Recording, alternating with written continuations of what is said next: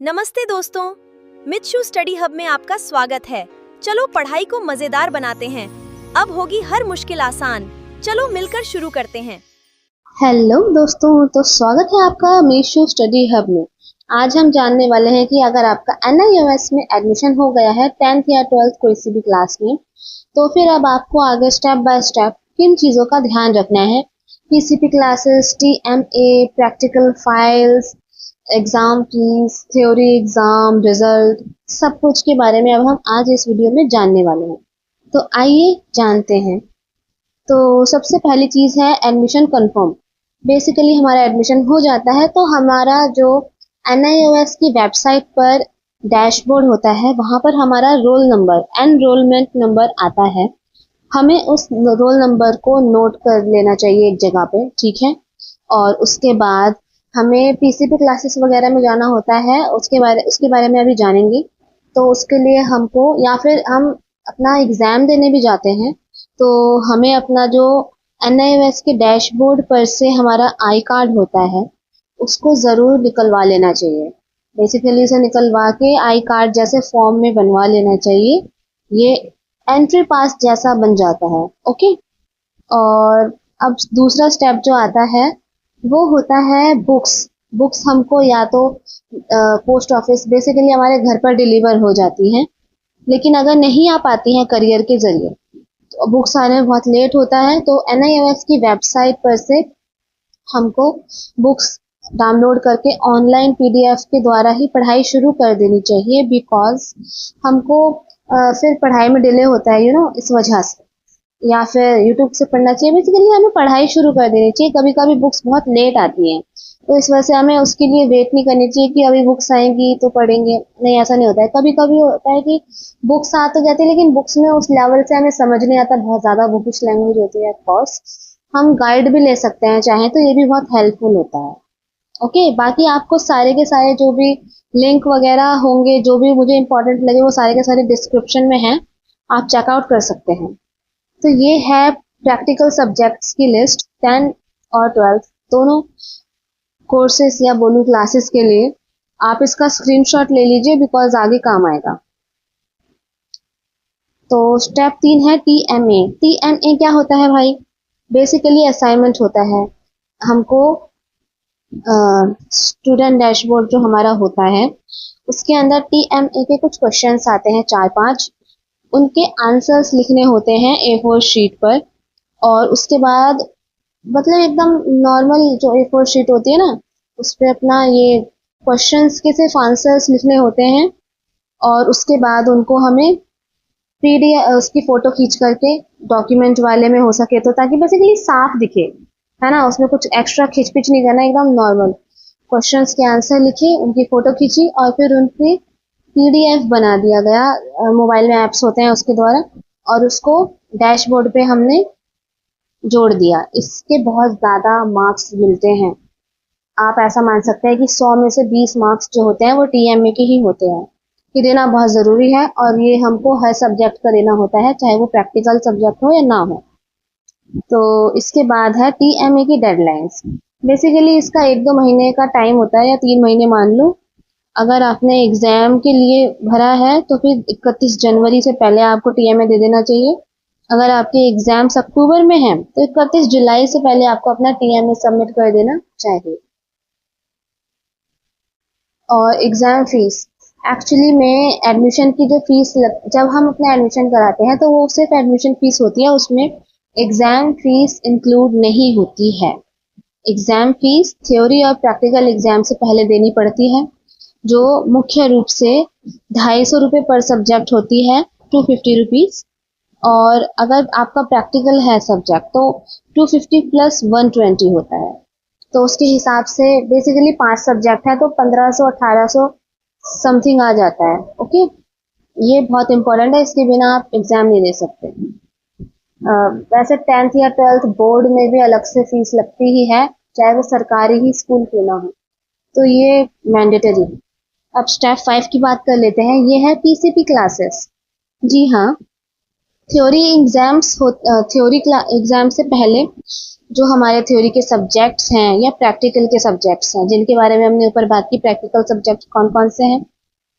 तो मुख्य रूप से इन सब की क्लासेस होती हैं कि आपको अपॉर्चुनिटी मिलती है, आप जाइए, आपका जो सेंटर पड़ता है जहाँ से जाकर आपको इंफॉर्मेशन मिलती है, वहाँ पर ही आपकी पीसीबी क्लासेस होती हैं ऑफलाइन। और उसकी एक डेट शीट टाइप आती है, जैसे कि आपको उसी दिन जाकर के वो क्लासेस लेनी होती हैं।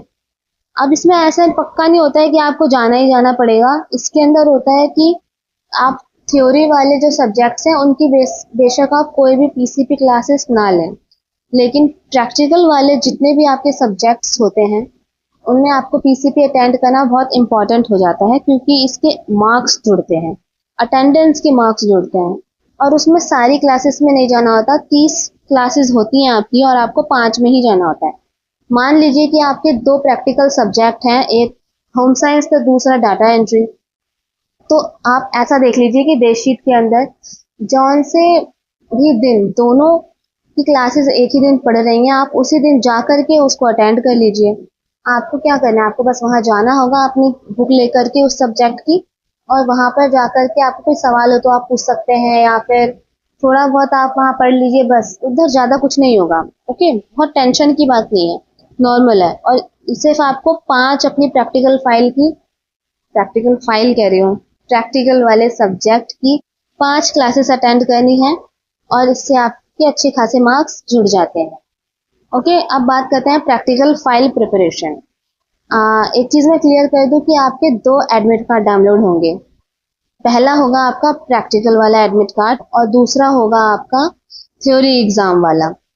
तो आपके जौन से प्रैक्टिकल के सब्जेक्ट्स हैं उनके लिए आपको प्रैक्टिकल फाइल बनानी होगी, और वो भी NIOS के लैब मैनुअल पर से। NIOS का जो लैब मैनुअल है उसका भी लिंक डिस्क्रिप्शन में है।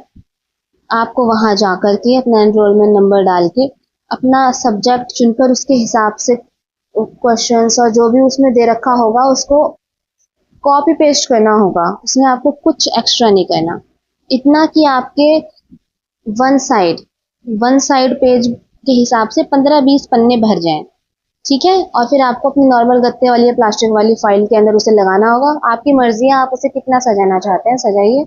और इसके अंदर आपको खुद से कुछ भी नहीं बनाना होता है, आपको कॉपी पेस्ट ही करना होता है। फाइल एग्जाम के अंदर क्या होता है, इसके अंदर कुछ नहीं होता। आपको प्रैक्टिकल एग्जाम के अंदर अपनी फाइल लेके जानी होती है उस सब्जेक्ट की, और अपना हॉल टिकट लेके जाना होता है प्रैक्टिकल वाला।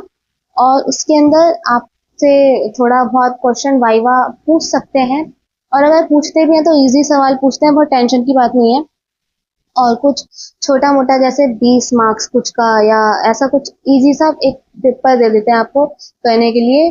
वो भी बहुत सीरियस नहीं लिया जाता, लेकिन हाँ आप उसके लिए थोड़ी बहुत पढ़ाई कर सकते हैं, लेकिन बहुत छोटा सा जैसे हम यूटी देते थे, याद है, कुछ कुछ वैसा ही होता है। उसके हिसाब से आप थोड़ी बहुत पढ़ाई की तैयारी कर सकते हैं उसमें।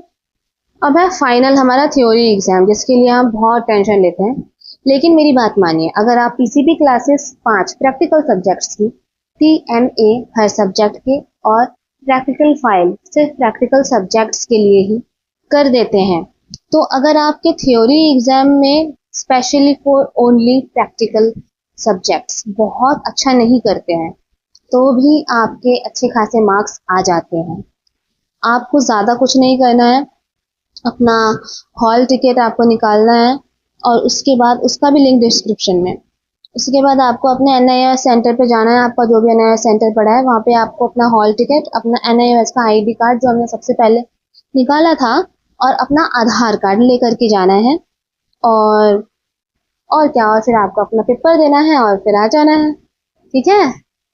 बस यही होता है NIOS में, ज़्यादा कुछ खास नहीं होता है।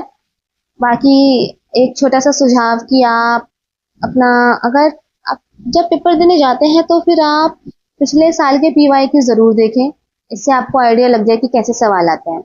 आइए फटाफट समझें। एडमिशन होने के बाद आई कार्ड निकालना, बुक्स और फिर TMA, फिर फीस लगती है, उसके बाद प्रैक्टिकल होता है, थ्योरी होता है और फिर रिजल्ट आता है।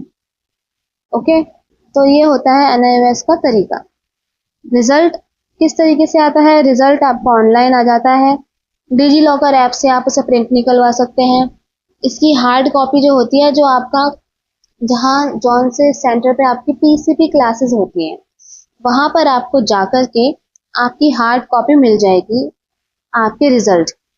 ओके, तो ये है प्यारी सी टिप, बिलीव लर्न अचीव।